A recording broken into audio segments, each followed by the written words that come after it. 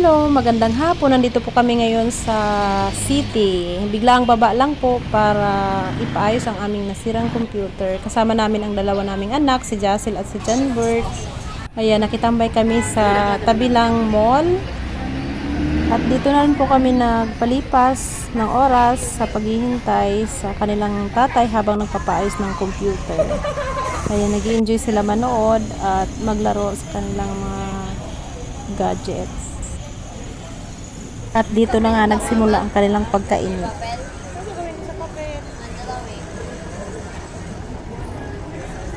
Kung ako magdadala ng papel, eh, nagmamadali tayo kanina umalis sa bahay.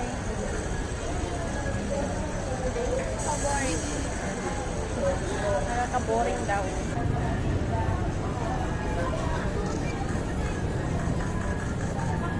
Dapat kasi hindi ka na sumama. Kasi nabuboard ka.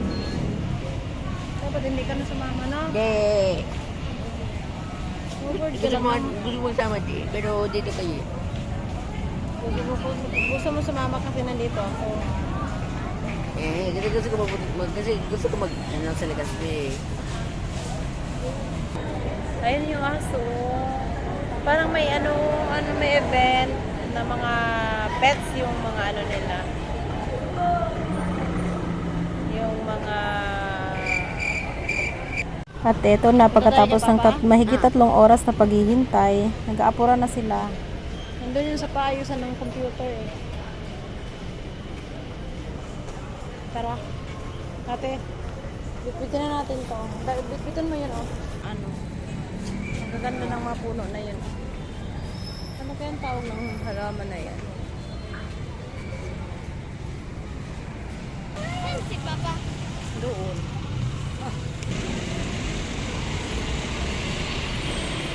Naawa ka doon sa ano? Sa lalaki? Oo, man siya eh. Ah, bakit? Kasi wala siyang bahay. Wala siyang bahay. Yung kanina, yung binigyan ko yun, yung na, ano sila, nangihingi sila ng kunting tulong. Kaya naubos yung pera ko. Magbigay ka din sa mga lalaki. Opo, binigyan ko yung bata. Ayaw. Oh, dito si Papa, oh.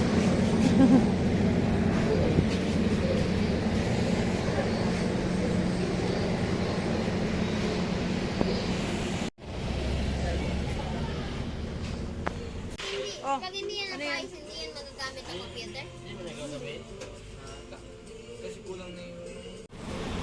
At sa wakas, pagkatapos ng ilang oras naming paghihintay sa pagpapagawa ng aming computer, maglalakad po kami papunta sa parking kung saan namin iniwan ang aming sinakyang tricycle at para makapagbiyahe na kami pauwi sa amin.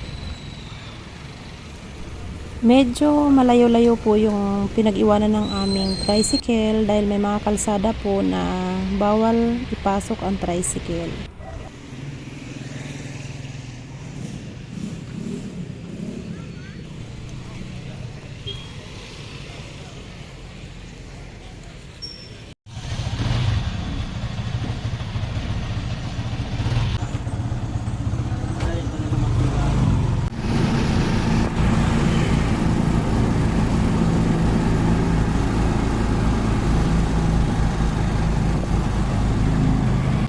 At eto po yung bili ng aming mga anak na naiwanan sa bahay na hindi pwedeng kalimutan. Yan ang paborito nilang ulam.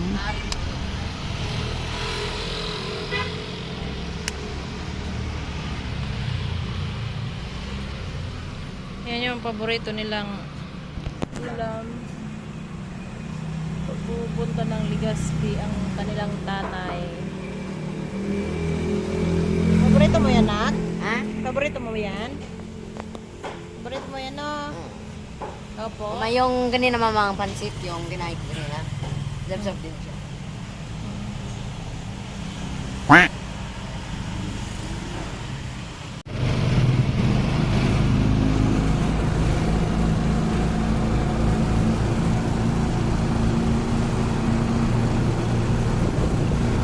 At ito na nga po, babagtasin na namin ang medyo madilim na kalsada papauwi sa bayan namin. At ito na po, pagkatapos ng magdadalawang oras na biyahe namin, nakarating din kami sa aming bahay ng ligtas. Kaya sa balkon, walang ilaw. Tapos ganito pa yung ano, yung gate.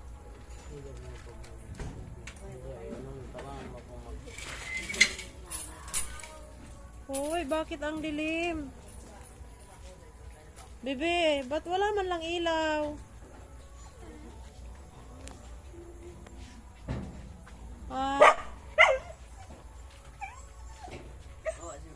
Brownie!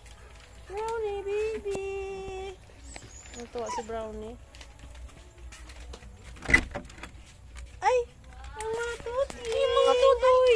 Tutoy. Sakit sa loob.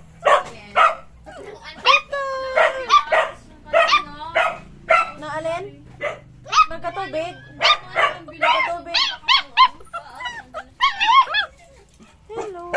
Ay, naku, tuwang-tuwa sila.